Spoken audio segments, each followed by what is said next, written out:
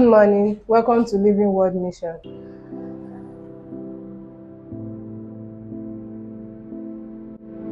The name is Marcus Williams, and I am the country lead for LIWOM Global Mission, also known as Living World Mission, and I oversee all these activities in LIWOM Global Mission.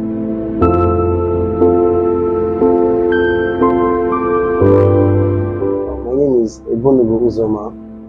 I'm the Monitoring and Evaluation Officer, Living World Mission, LIWOM Global Mission. What I do is I monitor the activities of these projects in the community and also in the facility, and I also direct what the programs should do. Living World Mission was birthed in the year 1996 precisely, and we got registered with the Corporate Affairs Commission in 2011, December precisely, and we have been in existence for up to 27 years now, and is still counting. World Mission, from the time of inception, was an organization that focused on vulnerable children. This is our adolescent center, and this is where they play snooker. Once they come, they play snooker here, and also we have the game room. They play chess, Ludo, and Scrabble. You can see them here. And also our computer room. They play. They learn ICT here, Microsoft Word, Excel, and some others. And by that, I meant we were responding to children in vulnerable situations, particularly children in rural areas. We decided to start helping children, not just only in their households, but place them in communities where they can find help, particularly households that are able to accommodate them. In my own experience, I decided to start keeping these children.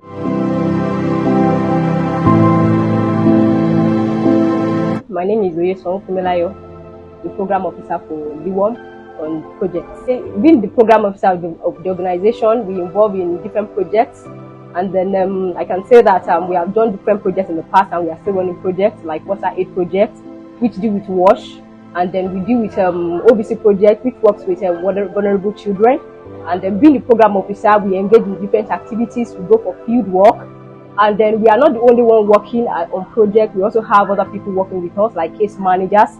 Those case managers also go to the field, and as program officers, we coordinate their activities. We coordinate the project deliverables, and then we write reports of activities, because there's no way you can do a project without giving an adequate report of what you have done. So these are part of what we do. And in keeping them, I realized that, well, this could be what I was called to do in my lifetime. And so with my team of what I call committed disciples, we started working with these children in a 2-room apartment. Started taking care of them, making sure they go to school. But then the burden was heavy. Over time, smaller help started coming in, and until then, we never knew what was called vulnerable children. But thereafter, we were registered with the state government, and we were trained in Sokoto, and we got to know how to help children in dire need, particularly how to understand vulnerability situations.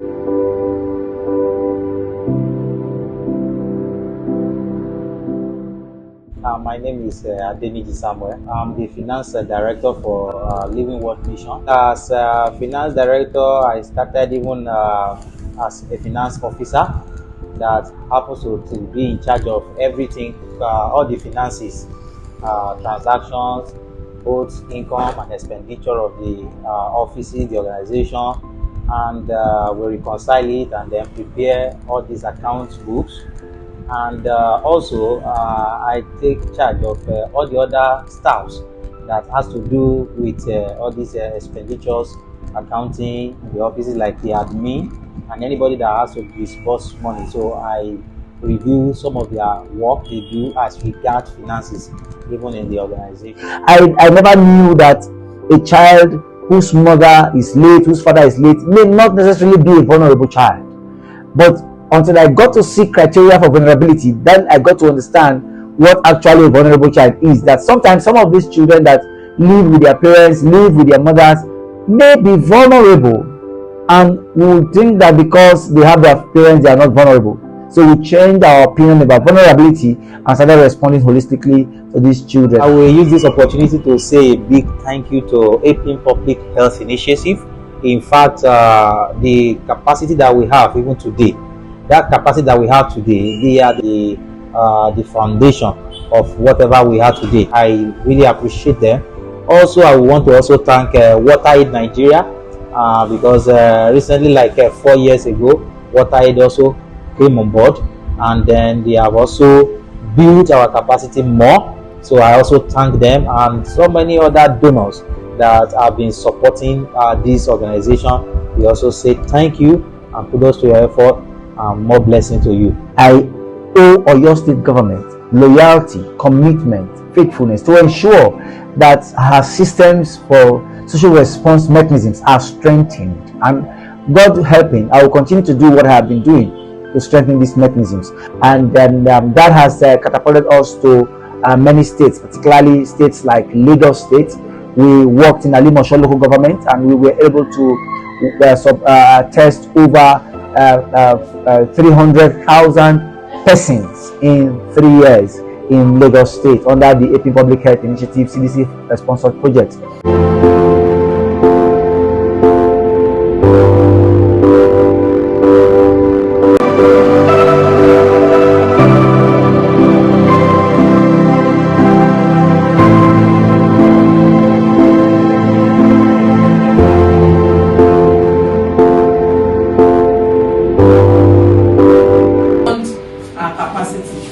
And let me tell you, prevention is very cheap. My name is Dr. LIWOM. I work with APIN Public Health Initiatives. LIWOM is a long-term partner for APIN Public Health Initiatives, and so we're just here to see how we can expand our collaboration, particularly as we are focusing on the adolescents and young adults program in Nigeria, which is now a global focus. I will first want to congratulate LIWOM as an organization, because each time I have an engagement with the leadership, I keep seeing different things. They have a lot of things that they are doing, particularly in Oyo State. So I think I would like to say kudos to LIWOM on that. I also want to encourage them to keep doing what they know how to do best, and they also need to keep looking at how best to, implement their programs in line with global best practice. I wish them all the best. Dr. Obumi Amao, from Abuja, APIN. Then again, that also took us to Ondo State, where we work with APIN in that state. Then we also went to Ekiti State, where we also work with APIN holistically, and eventually in Ekiti State, we started supporting vulnerable children, because we started seeing them coming up as children living with HIV that needed support. And thanks be to our funding partners, it was a worthwhile venture that we entered into, and it went very, very well. And up till this minute, as I speak, we are still supporting these categories of children. Thank you for watching. Proudly brought to you by AA Exclusive Media.